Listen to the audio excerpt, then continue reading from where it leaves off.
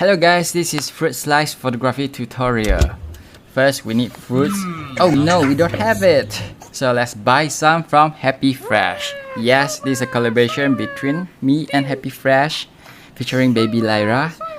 Easily you can buy it and then you receive it within the same day, within a few hours. So while waiting, I just set up my little photography corner using a photo frame, and I will just tada receive it.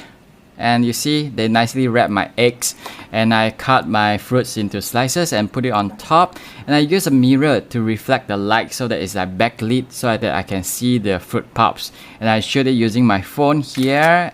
Yes, you can see the close-up. Do you like the macro photos? Let me know. If you like to have nice fruit photos, make sure you have freshly hand-picked fruits from Happyfresh. Use my link to download Happyfresh now to redeem the 30 ringgit vouchers. Thanks for watching till the end, and there's a surprise for you. Yes, Lyra loves orange.